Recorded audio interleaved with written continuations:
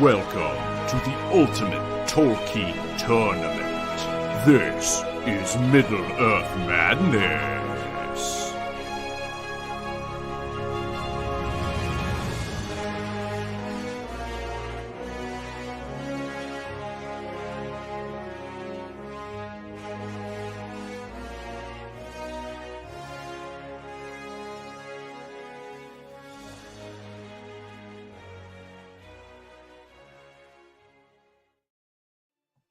Yes, welcome back to the Third Age Throwdown. It is the second night of the second round, and we are joined tonight by Engine Chief, the lead architect of the lead architect of the battle engine that drives the show here in Middle-earth Madness. So, special treat for you guys tonight. We can do deep dives as we like on some of the stats and the battle flow, or not. We've been telling folks, Engine Chief, typically we don't want to get too bogged down in the numbers and the granularity of what's going on with the stats. But at the same time, it's really important. It's what powers the whole show, right? It's what powers the battle engine. And so we've been treading a little lightly with the stats just on our streams to keep them under an hour, which is still what we want to do. And we've just been telling folks, hey, if you want a deeper dive, it's certainly all there for you. You just got to subscribe to the newsletter. It's $3.79 a month. It's super affordable for anyone who wants to join that. That is by far the best way to do a deep dive into the stats behind the battle engine and so forth. And if you want to do that, you just go to middleearthmadness.com. We'll run the banner here for you.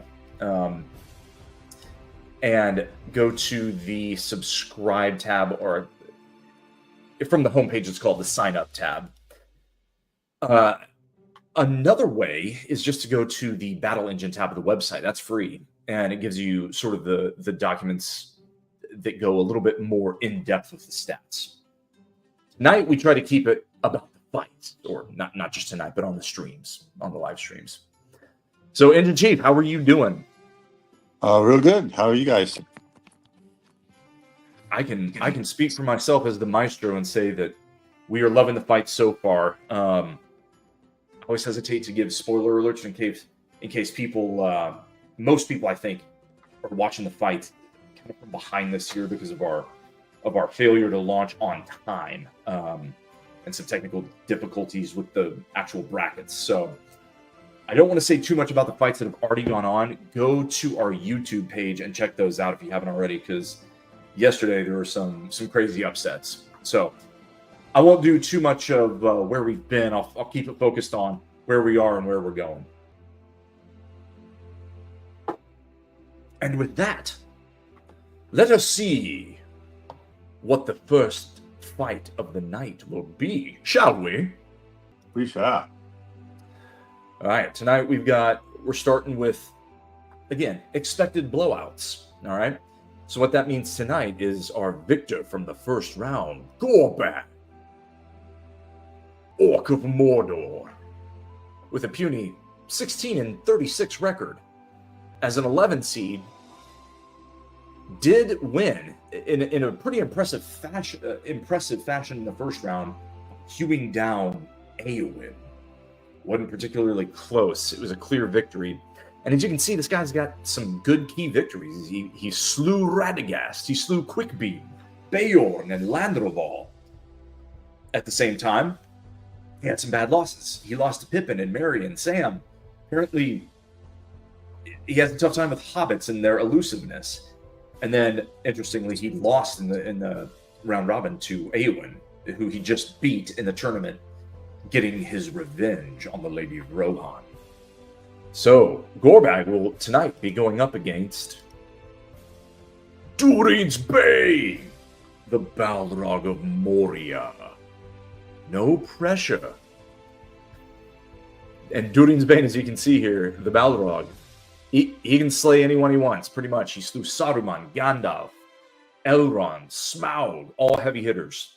In the regular season, you're saying? That's right. So key victories on the card on the stat card you're seeing right now. Yeah, those are by my calculations 2 1 seeds, a 2 seed in Smaug and a 3 seed in Elrond, proves that he can hang with anyone. He himself is, of course, a 1 seed because he only lost 12 fights the whole year, the whole regular season, which, as we say every night on the stream, everyone fights everyone, and we call that, quote unquote, the regular season, right? I'm doing air quotes. You can't see me there, but yeah. So round robin, in other words, means everyone fights everyone, and that's the statistical sample with which we seed our characters and we derive, these key wins and key losses here. So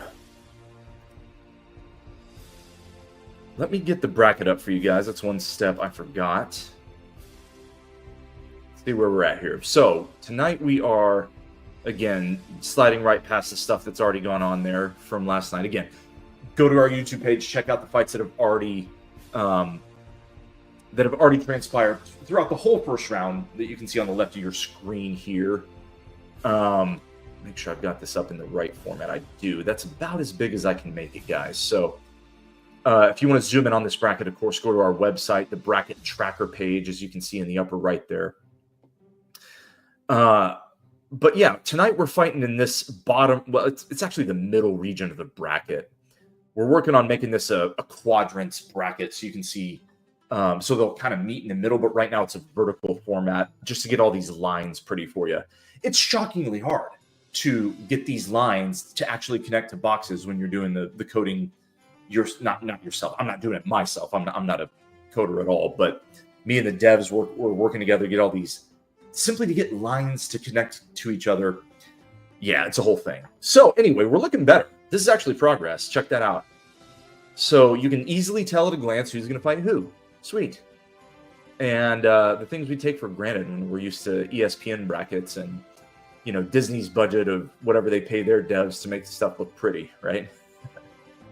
I digress. Our first fight right here in this region, Durin's Bane against Gorbag. Gorbag, as we said, slew Eowyn in the first round. Durin had a bye. He's one of our champions, and this is a challengers versus champions format. So he had a bye. The 1 through 4 seeds in every region get buys, right? So the 1 seed, 2 seed, 3 seed, and 4 seed do not fight in the play-in round. Gorbag advances to take on Durin's Bane, which we'll see first. Thorin slew Shelob, and he'll advance to fight the Watcher in the water. Gimli slew Azog, and he will advance to take on Smaug. And then Farmer Maggot, once again, Ninja Chief, pulled the slight upset in the first round, slew Eomer, and will advance to take on Glorfindel in our second fight. Yeah, when we get back to him, we can look at his regular season versus his tournament. He's this guy that's nothing special in the regular season, and then suddenly come tournament time, watch out. Exactly. Yeah. Farmer Maggot he's talking about. And so he's referring also to the fact that last year, the Farmer Maggot made a Final Four run and ended up slaying. I always forget. I forgot to look this up. I was stumbling last night too. You might remember Engine Chief. I know it was either the Balrog or Sauron. He slew one of the 1 seeds on his way to the Final Four.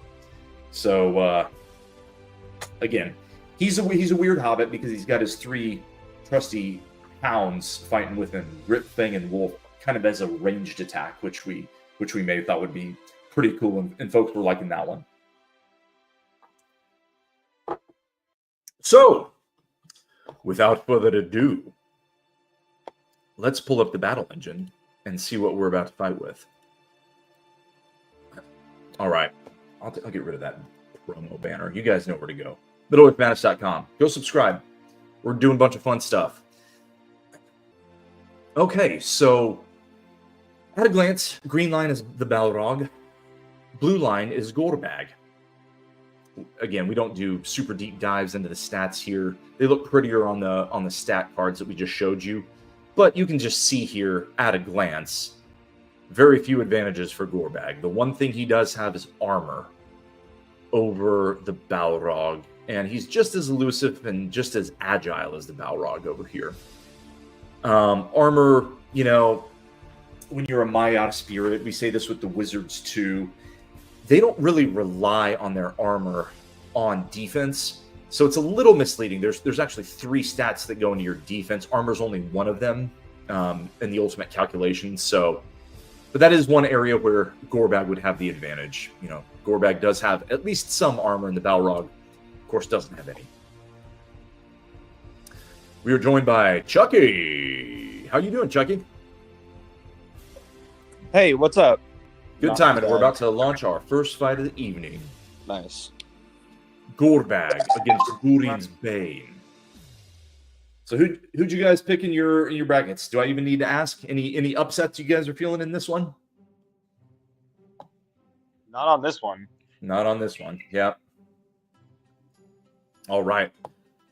Then I'm going to cue up the line of the night, which is let us fight.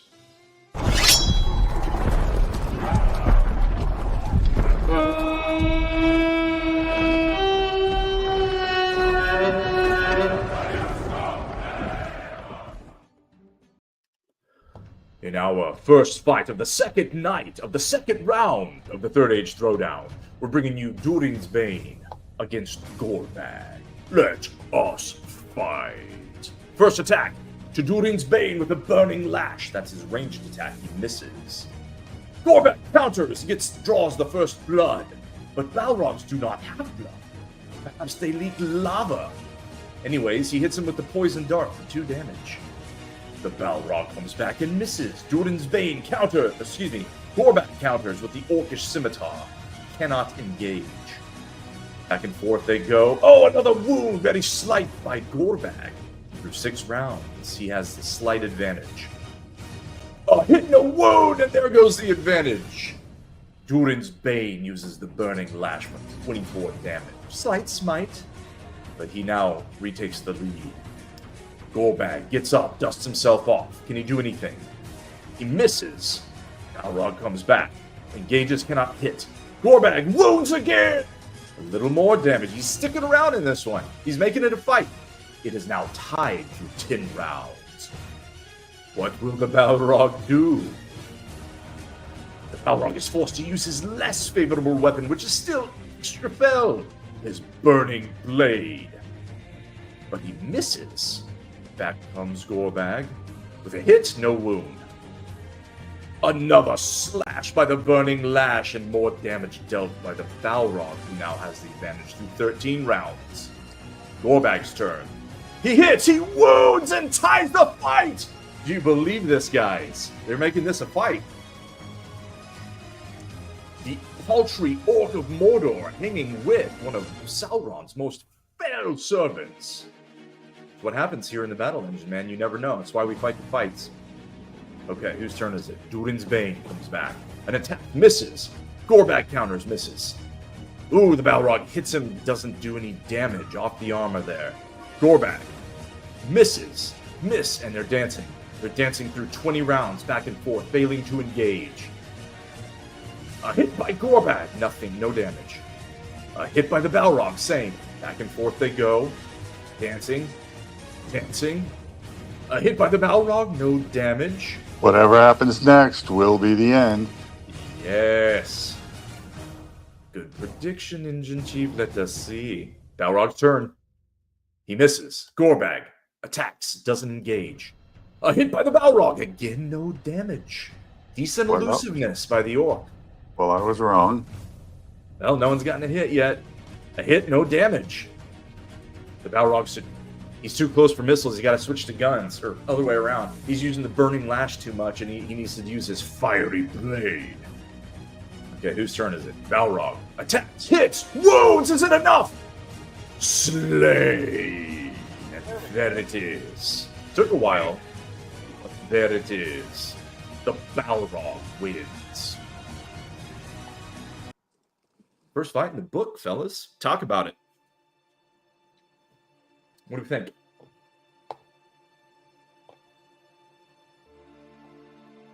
I was surprised that the Orc got that many hits in. Yeah. Yeah, exactly. I don't know. After, again, I don't want to spoil too much. Did you guys were you able to get on YouTube and see either of the upsets last night? I wasn't. No. I was pretty fun. Yeah.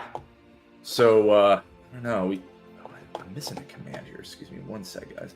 Yeah, you guys discuss that battle. I'm having technical difficulties. Take it away. Chucky. Oh, you didn't see it, right? No, I didn't. Yeah. Well,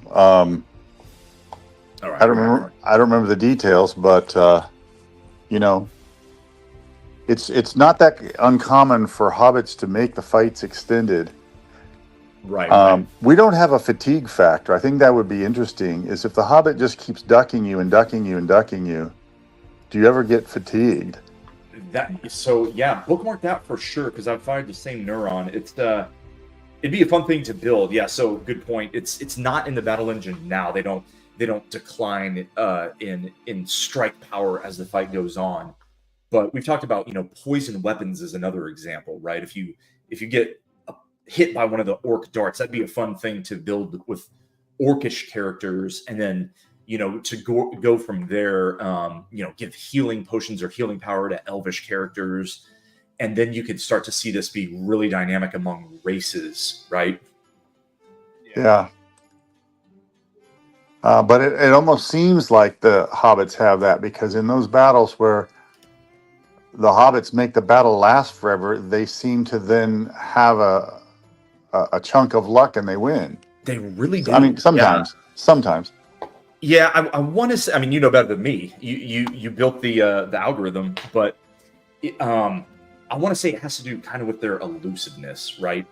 On defense, the middlemost blue stat there, in common sense terms, it's the ability to dodge an attack and regain the initiative, right? But in the actual algorithm, it determines your likelihood of avoiding engagement, right? And if you can avoid getting engaged, not to be married, but if you can't engage your opponent in battle, then you can't roll to strike. And if you can't roll to strike, you can't roll to wound, as you see in the middle boxes of the battle flow here. If you can't roll to wound, you can't roll to damage. It's a whole progression, the first domino of which is engagement. So highly elusive characters can drag the battle on, and But it's like a rope-a-dope, right? If you, I mean, that should just only delay things, right, and make the other person frustrated but not exhausted. So they should still ultimately lose. It's the surprising part is that they then get a very damaging shot in, and they come from behind and win. Yeah, sometimes.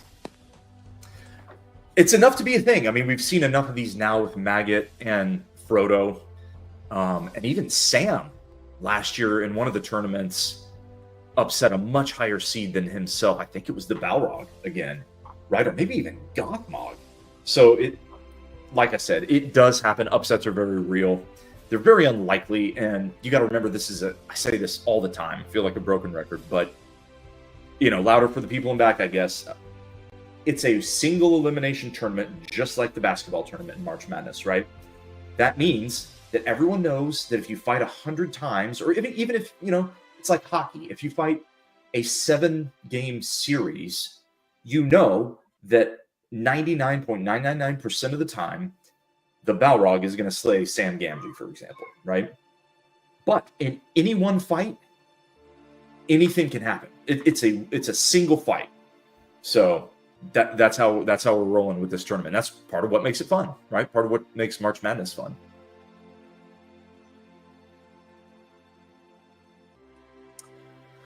So, our second fight of the night. What do we got here? Oh, well, speak of the devil, the man of the hour, the guy that we were just talking about, Farmer Maggot. So, in the very beginning of the story, when Mr. Underhill is exfiltrating the Shire, and still really not sure what's going on. Gandalf promised to be back. He doesn't show. Frodo leaves. He meets up in Tuckborough at the house that he was supposed to be going to as his cover story, right? To sneak out of the Shire and keep the nosy Sackville Bagginses and all their gossipy friends from figuring out what's really going on. They're in the house with Fatty Bulgare. Underrated. There should have been a fifth member of the Fellowship, right, guys? If you'll come with me to Lordor just for a few moments. The missing fifth member of the Fellowship, Fatty Bulgare. Should have been a character in here, except, hey, he never fights, to our knowledge. He gets scared away by some Nazgul. Does that count as a fight? Anyway, love him as a character. Farmer Maggot, however, does fight, both at the very, very end in the the battle for the Shire, when Saruman tries to take over. One of the many scenes that did not make the movies, right? But there's a whole scouring of the Shire, sort of post. What's the opposite of a prelude? What's it called? Postlude. An afterword. Yeah, an afterword. The scouring of the Shire, where they have to deal with Saruman, who was not slain by Legolas with a lucky shot, up in Orthanc, as you see in the movie extended editions. He was dethroned by Gandalf the White, lost some of his power, and certainly lost his position as the head of the White Council, and so he was diminished in power, basically left in old man human form. But it was still enough to, with Grima Wormtongue's help, to use his last power and influence to take over the Shire. And so Farmer Maggot is the first one that the hobbits have to reconnect with on their way back to the Shire. And of course, by then all the hobbits have seen so much horrible crap on their journey that it seems like child's play going back and dealing with, Sharky, as they called him, Saruman. So anyway, Farmer Maggot does actually fight then, and he actually fights earlier, at least what I would count as a fight against the Nazgul, properly. And you kind of do see this in the movies. They don't identify him as Farmer Maggot, but he says, the Nazgul looks down at him at that scene in the beginning and says, "Shia Baggins." And Farmer Maggot and his dog, back up and say, "There's no Bagginses around here. This is the East Farthing, right? We're on the border of the old forest, way out east, past where the Tooks live and Tookfor and all that. And Bagginses are all up in Hobbiton. Go that way." Well, so that's not a fight in the movie, right? But in the book, they're coming all around his farm, and he actually has to chase them off. And it's more of a fight. That's why we include those dogs, right? Grip, Fang, and Wolf. That's his ranged attack. So back from Lordor. What are we doing? Farmer Maggot. He won 17 games, fights. Beat Gwaihir, beat Boromir, beat Eomer and Faramir. So quality wins there. But 35 losses, including some weak ones. He lost to Gollum, Ugluk, Frodo, and Bod. At the end of the day, he is a hobbit, but as you can see, he has a pretty accurate and pretty dang piercing ranged attack. 73 and 79, the bottom left offensive stats there, pretty quality ranged attack. So that's the difference between him and the other hobbits. And he is squaring off in a friendly fire fight against Glorfindel, one of the few remaining Noldorian elves from the First Age that is still living with, in Rivendell. Now, this was controversial for a number of years, most of my life. No one was really sure, and it was kind of an open question whether Glorfindel that we see in The Lord of the Rings was the same Glorfindel as we see in the Silmarillion, where he slays a Balrog and helps the heirs of Gondolin escape Gondolin at the fall of Gondolin. He slays a Balrog. It sort of slays him. It's sort of unclear. They fall. That's a big thing with Tolkien. That characters, when they fall, it typically doesn't mean they're dead. It typically means they're coming back, right? We see it with Gandalf, but we also see it with Glorfindel. However, with the letters that they've published, that Christopher Tolkien, the Tolkien estate, has published more recently, just in the past 5 years, I think it's pretty much accepted now that at least in all the stuff I read out there on the interwebs, that this is the same Glorfindel. Tolkien intended this to be the same Glorfindel that was not in fact slain by that Balrog. making him, and it's consistent with the great scene at the Fords of Bruinen where Frodo is entering the Nazgul shadow world. And just as he passes out, he sees a bright star appear in the shadow world, kind of silhouetting the 9 Nazgul. And the 9 Nazgul flee from this light, and that light, of course, is Glorfindel. It's such a cool scene because it gives you a hint at, underneath the fair facade of the elves, they're the firstborn. They're the Eldar. They are angelic beings, especially the Noldor, who have lived in Valinor. They've been under the lights of the trees. They've wielded the jewels of Feanor, some of them. Probably not Glorfindel, but regardless, he comes from a very old house of Noldorian elves. Noldor were the bravest, most capable elves and the only house of elves that had been in Valinor but came back and was willing to fight Morgoth. You think Sauron's tough to deal with. His old boss Morgoth was one of the Valar that literally created the world. Right? Not even the Maiar can claim that. They kind of did little finishing touches to help the Valar. So Morgoth, the original Dark Lord, it was a futile war. It ended in ruin. It's a tragedy. That's why people don't like the Silmarillion. Plus, it wasn't fully finished and written. It's not a novel. It's a history, right? Anyway, that's the background of Glorfindel. We see him in The Lord of the Rings serving Elrond in Rivendell. For our purposes here, 35-17 makes him a 2 seed. He can go head-to-head with anyone. He slew Sauron. He slew the Balrog. He slew Saruman. He slew Smaug. So that's... quick maths. That's 3 of the 4 1 seeds that he took out. And a 2 seed as well. He did have some mediocre losses. We'll call them Bard, Thorin, and Azog. Even Frodo, a 9 seed. It's not horrible. He's got Sting in the Mithril Coat. We've already seen what he can do in this tournament. So, guys, anyone feeling the upset in this fight? Maggot against Glorfindel. Not really. Glorfindel doesn't have any, what do you call them, bulletproof vest. So if you can hit him from range, you can hurt him. And Grip, Fang, and Wolf can hit him from range. So there's a vulnerability there. Obviously, he's favored for a reason, but it could happen. It's a good point. It's a very good point. Yeah, elves not tremendously armored, not tremendously tough in terms of their innate stats, although neither is terrible. And his deflection, as Engine Chief alluded to, defense against ranged attack. Not great. Not great. Let's see what happens in this one. Are we ready to fight? Yeah, let's do it. Then let us fight!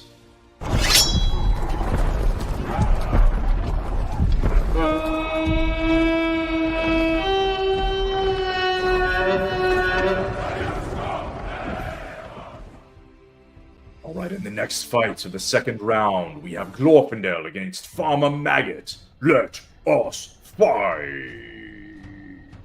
First stroke goes to Farmer Maggot with Gripfang and Wolf. Tink! Only 2 damage, 1.5. Ooh, Glorfindel counters with the Blade of the Gondolin Gleam. He hits but does not wound. Farmer Maggot comes back. Misses. Oh, first blood by Glorfindel. Oh, a gaping wound. Heavily healed. And right from the start, Glorfindel doing heavy damage. Can Farmer Maggot and his trusty hounds stay in the fight? I feel like they need a wound right now.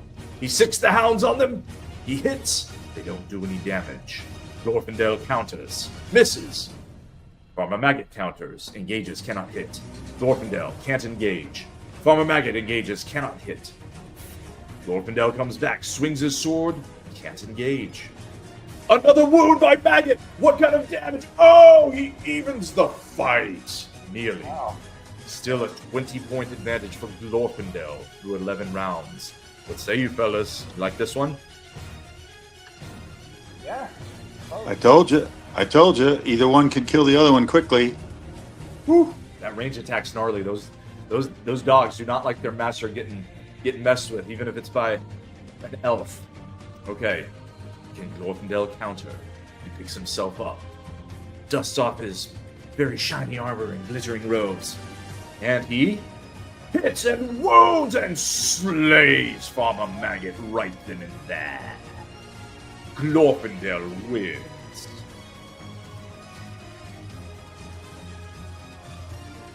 Bad. Wah, wah. I shouldn't say that. I mean, dude, Maggot took half his life as a 10 seed, so it's a valiant effort.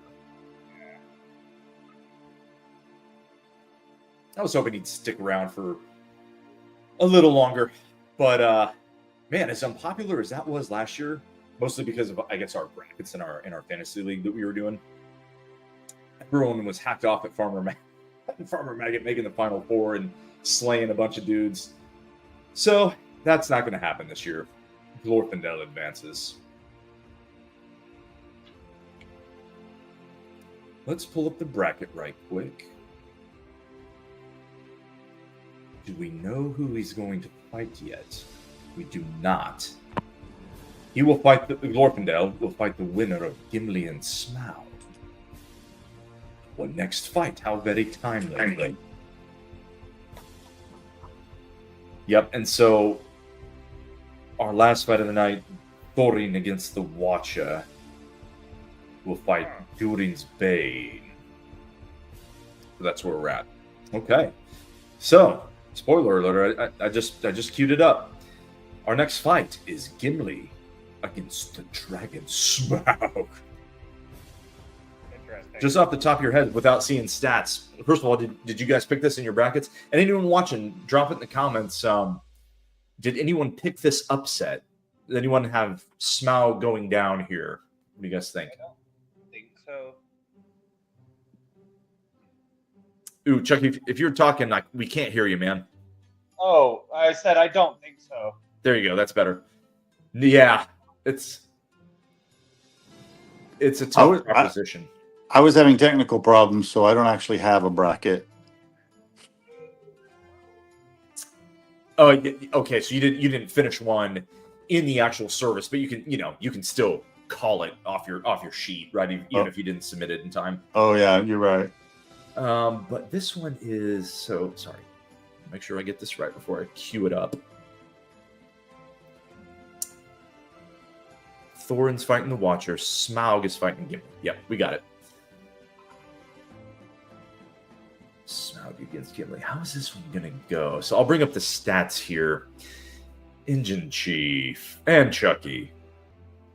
What do you think of Gimli, son of Glowing here? Especially or specifically given that he's facing the worm Smaug.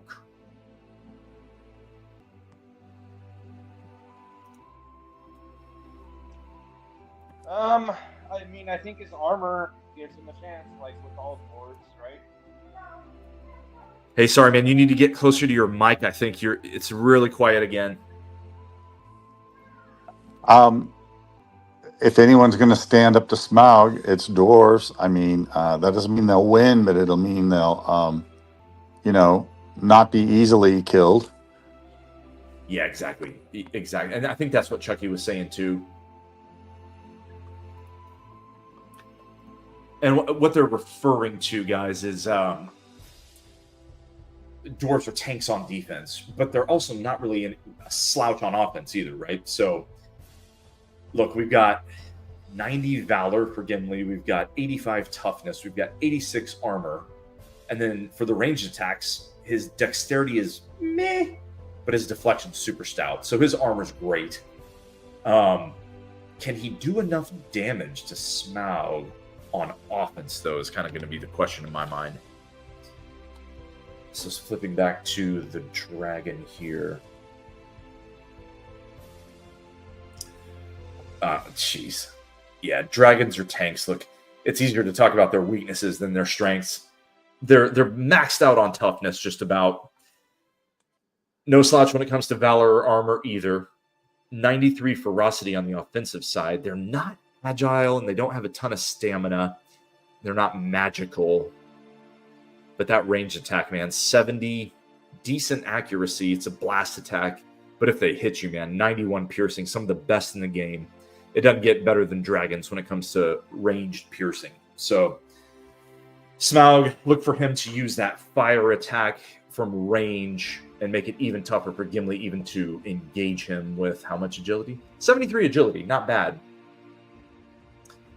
But, yeah, uphill battle for Gimli here. And that's exactly what you would expect. Because at the end of the day, it's a 3 against a 7, right?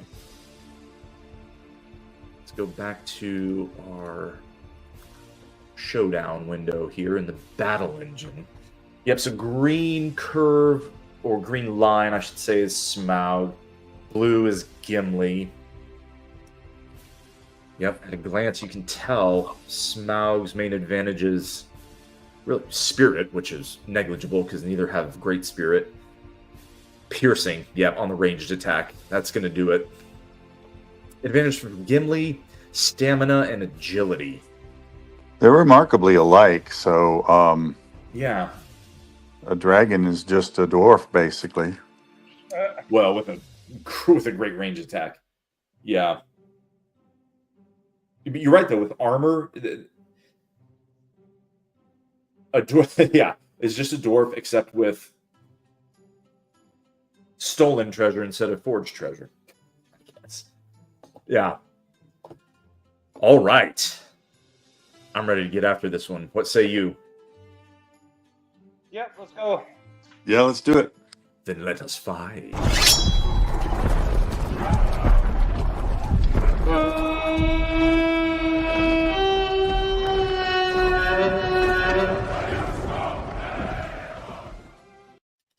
In the third fight of the second night of the second round, we've got Smaug against Gimli. Should be a good one. Let them fight! First attack goes to Smaug with Dragon Fire, but he misses. Gimli counters. A hit and a wound! Oh! Heavily huge! Wow.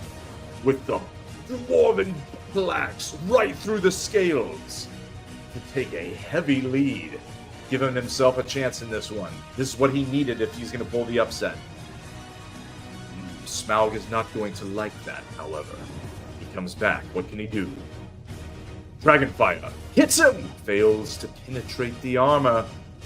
Gimli's armor bailing him out once. Perhaps a little singe of the beard. Gimli counters. He misses. Smaug counters. Hits, cannot penetrate the armor. Gimli comes back. Engages, cannot hit.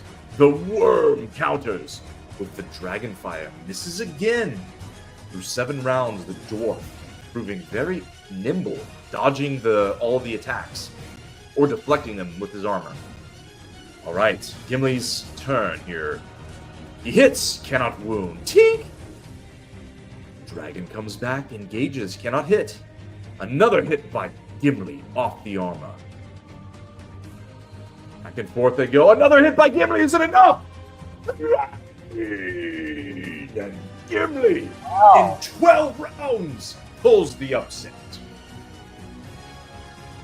Wow.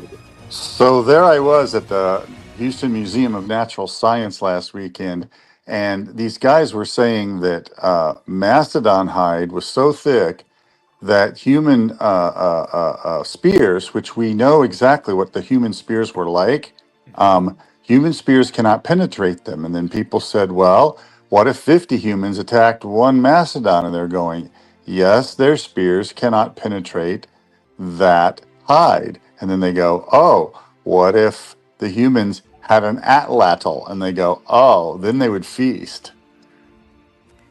So maybe Gimli had an atlatl there. Yeah. You gotta chunk the spear. An atlatl is the thing that chunks spears, right? With leverage? Yeah. It's like a bow makes an arrow go fast, and an atlatl makes a spear go fast. Nice. Yeah, I know they also herded them off cliffs, but absent a good old cliff being next to you, and all the dangers that have to come with that, Yeah, good luck killing a mastodon. Oliphant in Middle Earth. Well, are dragons smart? I would argue yes. They're given a greater sentience. I mean, certainly the ones we see in the stories, yeah, they're clever. Okay. They're devious. In the two main cases with Glaurung and with Smaug, I think you have to say that they're imbued with one of the greater beings with a higher level of power. Certainly Morgoth handbred Glaurung for war in the Silmarillion. And though there's no direct evidence that Sauron interfered with Smaug up there in the Withered Heath before he came down, you know? Yeah. I've always liked the idea that he was somehow behind it. No evidence for that claim, though. That's just a fun idea. So which weapon? Oh, did you clear the screen already? Which weapon did it? Oh, it was the melee weapon. It was the melee weapon. Okay. Well. Okay. You're talking about Gimli, right? Yeah. Yep. So it was all with his battle axe, man. He had to toss a hatchet just once in round 5. He was forced to use his ranged attack there, but he doesn't usually want to. But that's not what did it. What did it was the main battle axe. That's right. It got through the scales some kind of way. Hell of a job by Gimli, man. That's fun. So it's good that, you know, I'm Switzerland here, and I did a bracket, you know, just for myself. I didn't officially enter it in the contest, but I had Smaug winning it all. Shows what I know. Well, that was then. That was then. This is now, and now it is time for the Watcher in the Water against Thorin Oakenshield. So, the common nexus between these two being Moria. Now, you know, kind of like we were just talking about, it's fun to speculate about just how deep Sauron went with all these unknown and mysterious creatures of the abyss that have, like the Watcher in the Water. What is the Watcher in the Water, first of all? The short answer is no one really knows. So it's kind of one of these fun gray areas to explore. All that the text says, really in the lore that I've seen, is that since the times of Morgoth, when he was stirring up new creatures deep in the pits of Utumno, so I can already see or hear all the Third Age fans saying, "Why are you talking so much about the First Age? This is Third Age Throwdown." Yes, but I would like you all to read about the First Age. That is your homework from the professor. Go read about the First Age because it carries all the way through in the narrative and in the background, all the way through the end of the Lord of the Rings. So it is pretty cool. And the Watcher, you know, could easily have been from that First Age time where Morgoth de facto did control Middle Earth. The good guys, the Valar, the Maiar, and the Elves, were all in Valinor, over the sea. And aside from the sleep of Yavanna, before the first moon and sun ever rose, the light of the trees was in the west, although I guess you got to think of it as flat Earth, right? It wasn't curved Earth yet. So Middle Earth did receive a very little bit of the light of the trees through the Calakiria, a crack in the encircling mountains of Valinor that traveled a little bit over the seas, but most of Middle Earth was under darkness, except for the stars of Vada, which weirdly was enough light, I guess, for the trees of Yavanna to grow. Must be, you know, not doing our kind of photosynthesis or something.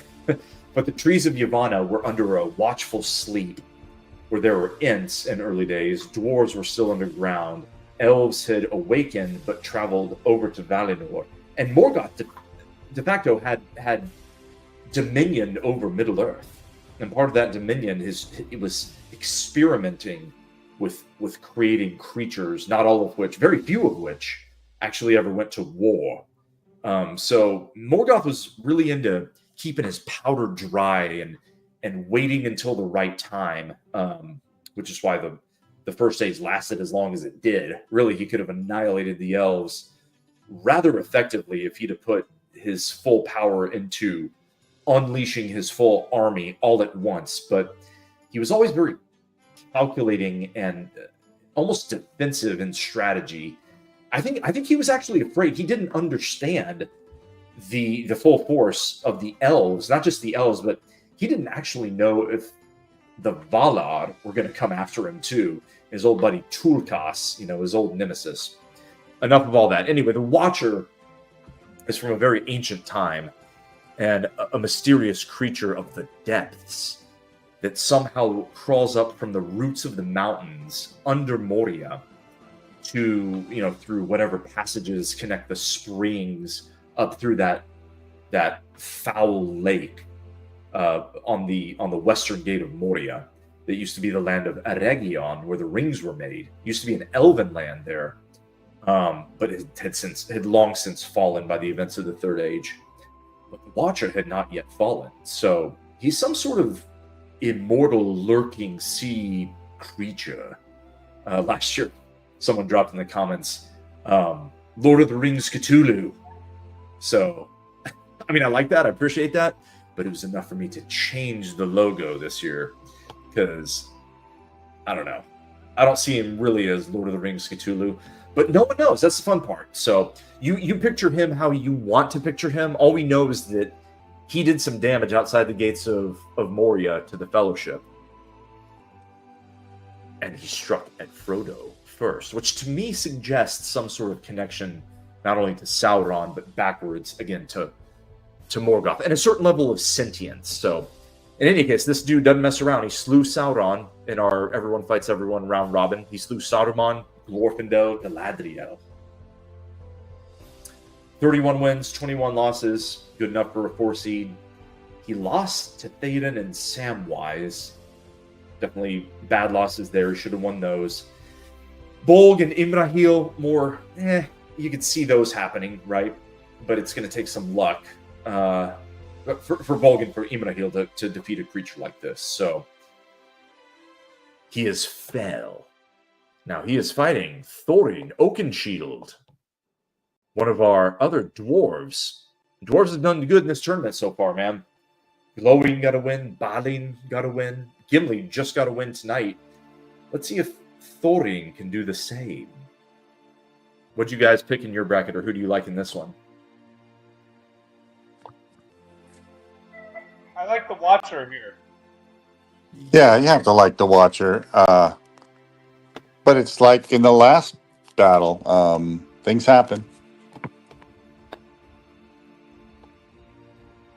Yeah, and like in the last battle with the Dwarf with strong armor.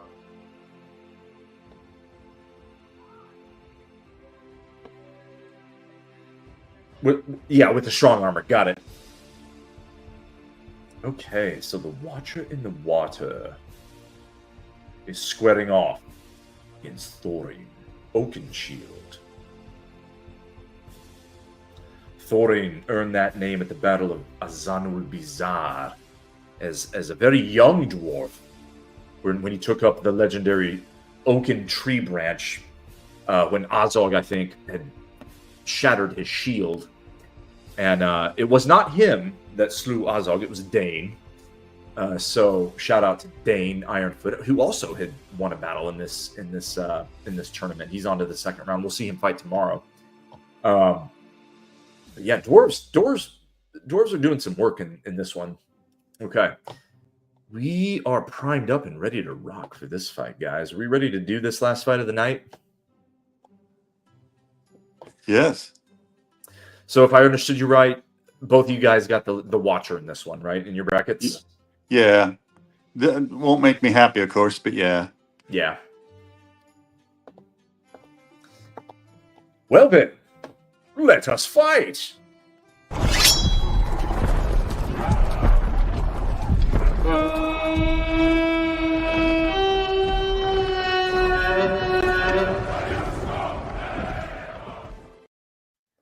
All right, final fight of the night, ladies and gentlemen. We have, for your viewing pleasure, assuming you can view it, which would involve me sharing the screen, like that. We have for your viewing pleasure Thorin Oakenshield against the Watcher in the Water. Let us fight! First attack. To the Watcher with his barbed tentacles. Fails to penetrate the dwarvish armor. Thorin comes back. Hits and wounds. Only a slight one with the dagger throw, however. Let's see if Thorin decides to stick with the dagger throw. Might be his best bet against a strange creature like this. He wants to stay at distance, more likely. Oh, and just as I say that, the Watcher comes out of the water. He attacks with the sunken jaws and cannot wound the dwarf. Thorin cannot engage. The Watcher hits, doesn't wound. Thorin still can't engage. He's going to have to get his boots wet and get in the water. Still can't engage. The Watcher can't either. Back and forth they go through 10 rounds. Small advantage to Thorin so far. A wound again by Thorin with the dagger throw. Not doing enough damage with that, though. Looks like he's preferring... Well, now he's preferring a melee attack, but he's using a fair combination of both. The Watcher comes back. Hits! Wounds! Every hue. Just like that, the Watcher is ahead through 13 rounds. Thorin gets up, dusts off his dwarvish armor, brandishes Orcrist. Can he do enough damage? A hit and a wound!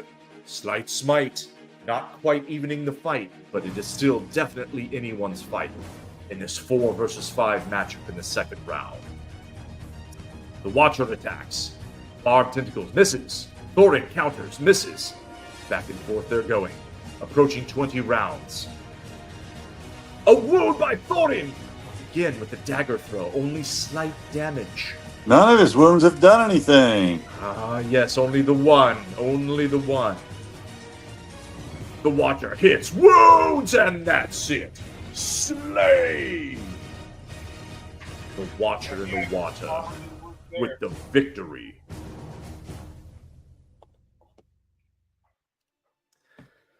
Fun one. The king under the mountain fights valiantly, but loses. Just as he did in the books, in fact.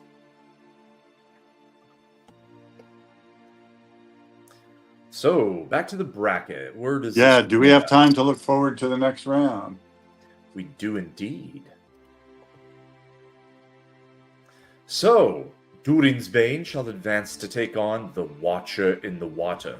The Battle of the West Gate of Moria. Should be a really good one. And then scrolling down a little bit, we're going to have Gimli, who upsets Smaug, advancing to take on Glorfindel. Sayonara to Farmer Maggot. Fought valiantly, though, again. So yeah, we have a 2 versus a 7, and then the 1-4 matchup at the top.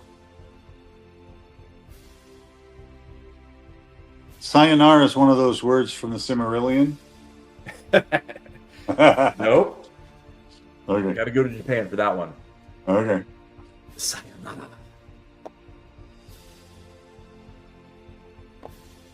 Good stuff. Yep. So, too late to make a bracket.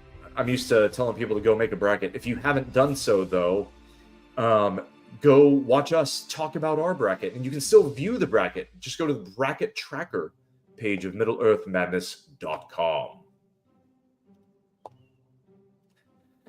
So, fun one tonight. Thanks for everyone watching. And if you're watching this later on YouTube, thanks for checking us out. Obligatory promotional stuff here, guys. If you want us to keep bringing you the best content that we can make and keep having budget to create cool games in the future, like brackets that actually work and that you can fill out. In this case, in future cases, we always tease the next product, the Lord of the Rings or Middle-earth fantasy game, which is currently being developed. It is expensive to develop, though. So if you'd like to help us with that, the best way to do so is go to MiddleEarthMadness.com and subscribe. How do you do that? Glad you asked.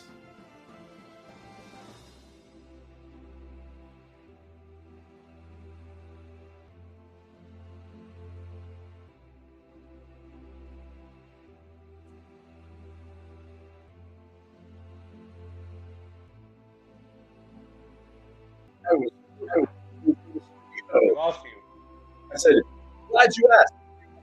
To the stream. And the reason for that is because the button for the promotional stuff is right next to the in-stream button. You guys still there? Yes, we're here, but you went away for a while. Sorry about that. Yeah, we're back. So anyway, go to MiddleEarthMadness.com, subscribe. I'll show you the button again.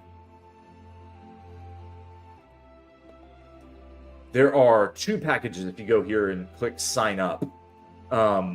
Actually, right now, I won't show it to you because it'll take you to the bracket, because that's what we currently have going on.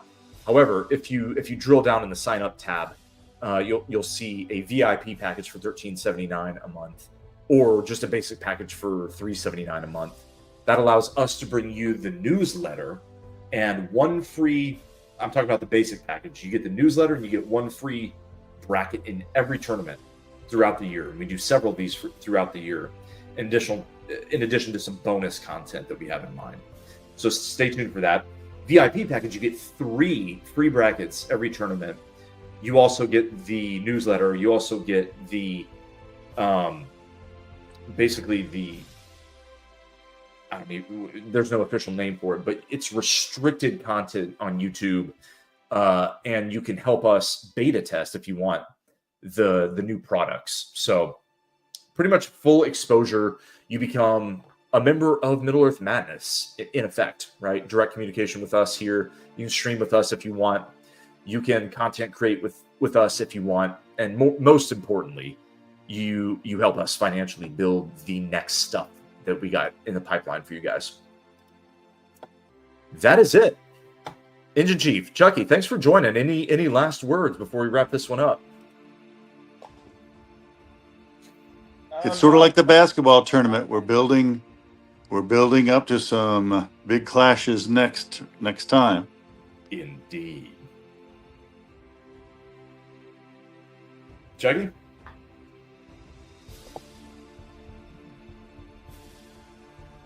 Yeah, I said that was another fun night of fights. I'm glad that Watcher got to. He's a fun character. Yes, indeed. Well, thanks everyone for joining. Thanks everyone for watching. Again, if you're watching this later on demand, you still rock. Follow us on your favorite platforms. We're on all of them. And we will, until the next fight, which is tomorrow, you don't have to wait very long, until the next stream of fights, I should say. In the words of Professor Tolkien himself, you cannot come to the light except through the shadows. And where there is light, there is always hope. You are never out of the fight. We'll see you guys next time.